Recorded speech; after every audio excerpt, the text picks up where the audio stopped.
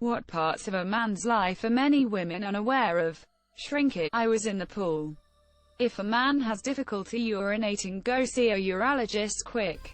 My friend waited years, went to a doctor who said it was his prostate. Nothing helped. Then he went to a neurologist who quickly told him his urethra tube was almost completely blocked as his prostate had grown into it. He had surgery 2 weeks ago and can pee like a horse now. The bore-out surgery typically takes 1.5 hours. Don't ignore this stuff. I'm disturbed by the use of bore-out. We can be very conscious about not coming off as threatening or creepy. As a big tall guy with dark features and normally has facial hair, I am very self-conscious about this. In college, girls would cross the street so they didn't have to pass me on the sidewalk. I'm sure I probably do look threatening, but I'm just a big teddy bear. Yeah, well, multiply that by 100 times if you're black. I'm not a big, tall guy, but I shall have had my fair share of women crossing the street, or even worse, switching their purses on the other side that I'm not on. Asterisk bitch. I don't want your purse, I just want a hug, man. A single, adult male can go days to weeks to months without ever touching another human being. Don't remind me lol. When you take your dick out to piss, sometimes the way it's angled when it comes out the pants will cause it to overshoot or spray over the side. There's also having to angle yourself right when you're erect to pee into the toilet bowl, because peeing with an erection isn't easy. Yeah, all the women like, can't you aim? No, we are literally shooting from the hip. And due to any number of reasons the stream may come out in a random direction or directions. That said, there's no excuse to leave a mess. Men, clean up after yourselves. My girlfriend was curious, so I let her aim for me once. It went everywhere. She was overwhelmed. She is convinced I am basically cockeye after her pathetic attempt at dick handling. That sometimes you need to adjust your underpants to make your little friend feel more comfortable. Yeah, my guinea pig gets agitated too sometimes. Stop putting it into your underwear. If a man isn't in a relationship, they practically get zero physical contact with anybody. Edit. Since I'm getting so many comments about it, my response is to the thread, covering an average man. This isn't my scenario. I don't need a hug. Thanks though. Agreed, but isolating myself from everything also contributes to this for me.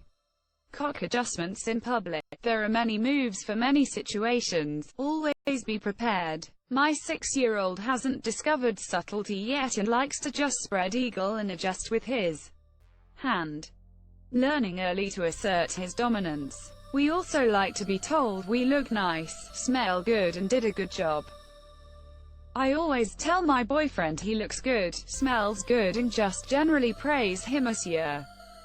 He always deflects with a version of no you just take the compliment, damn it. No, you take the compliment. That sometimes the ding-dong gets hard for no reason and you have to pretend nothing is going on. Flex your thighs as hard as you can. It'll help draw the blood to other parts of your body. Thanks man, can be life-saving in the future. How easy it is to fall for your female friend and ruin the friendship and never speak again. Or keep it to yourself and feel weird when they bring up romantic endeavors. I have a good friend who I'm attracted to and I've told her and we're just friends. I love being her friend, but when she talks about other dudes she's into, it's pretty crushing. I don't want my feelings to get in the way, but it still hurts.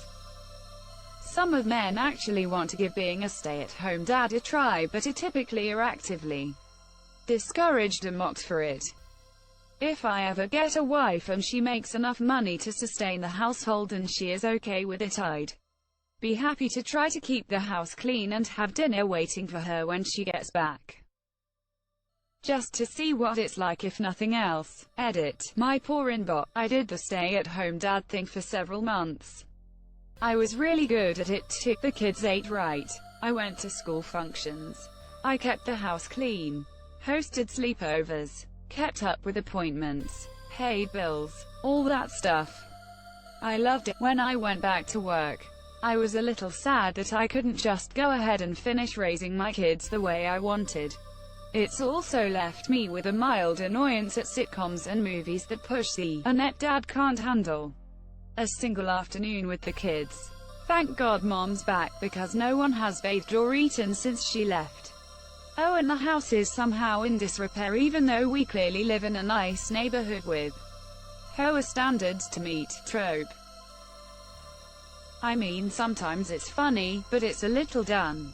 How many men, single adult men in particular, struggle against increasing feelings of worthlessness as we get older? Men don't see a lot of overt affection or appreciation in their day-to-day lives. It makes you feel invisible and interchangeable. I bet most women have no idea how big a deal it can be for a guy when they initiate a conversation, or even make eye contact and smile. That tiny little bit of validation goes a long way in fighting off those feelings of worthlessness. Using the stream of RP to clean the stains at the bottom of toilets.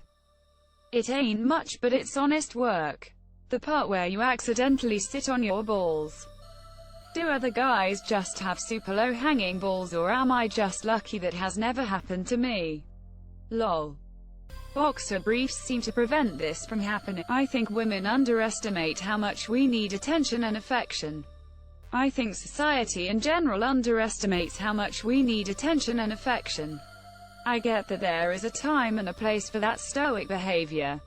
There is a time when someone does need to be strong for others for the sake of keeping more people sane. However, I do agree men need affection and attention too.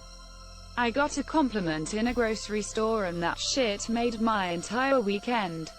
And literally all this lady said was, "You look good," and "You smell good." Almost made me kinda sad for a moment after, cause I don't remember the last time I felt like that, or was complimented like that.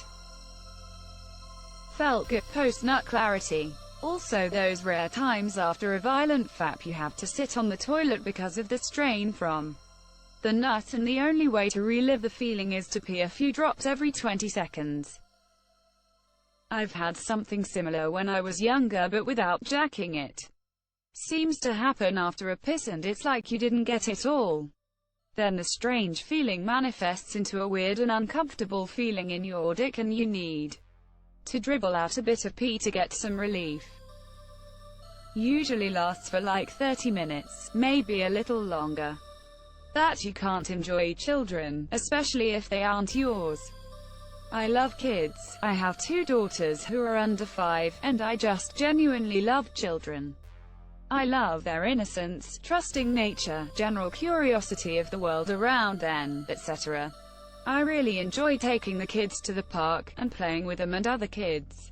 I enjoy smiling and waving at children when I'm out and about at the store or in public, or making silly faces to see if they'll laugh. Sometimes parents and caretakers are okay with me. They see I have kids. They're okay with me playing on the playground with their kids too. But most of the time, I get the scowls, the dirty looks, the hurrying away. I understand, because how do they know I'm not just some predator? But I truly enjoy children, and it's disheartening to be viewed as nothing other than dangerous. I used to be a youth basketball coach and we had to share the gym with other teams for practice. Sometimes, so I took my little dudes outside one day and 30 minutes into our practice, someone called the cops and I got searched and detained for like 20 minutes in front of all my kids and some of their parents. They twisted my arms around to check out my tattoos to make sure they were gang-affiliated, and asked for my ID. Even after everything came through clean, it took the convincing of the other coach and multiple parents to convince the officer I'm just coaching them basketball. The bored boner. When you're tired or bored, out of nowhere there's a rush of blood to your penis that results in an erection. This of course happens in the worst possible situations, during a lecture or class, on a flight, at work, etc. Oh, and there's no sexual thoughts at all, which is the worst. Captain, we're not using most of the blood for movement or thinking. Where shall we send it? To the penis. First mate. To the that we almost never get compliments, so when we do we remember that shit for the rest of the month. Correction, for the rest of the year. The desire to have genuine friends. Yeah, it hit hard. I'm almost 40. Most men I know are colleagues at most. There is a time, age in a man's life when a man's happiness becomes more important than his sexual desires. A man literally wakes up from the fog of testosterone and in many instances feels has taken directions in his life or has allowed himself to be controlled due to his sex drive. His sex drive is still strong, he is just able to think clearly while his sex drive exists. A lot of my friends are in this place and a lot of them have gotten divorced during this period of life. Many of them have left relationships feeling they were manipulated and or controlled and went on to a new partner they viewed those kinda. No one talks about it, but it's definitely been a weird period in most men's life that I know. And I'm not saying all women control men with sex or saying anything derogatory about women. I'm just referencing a time period in men's life and some of the outcome I've seen from men. My earlier post is this same area. It's weird to wake up one day and you realize you've been choosing due to your sex drive. Don't get me wrong, I like it better. I like being free of drive and open to more choice.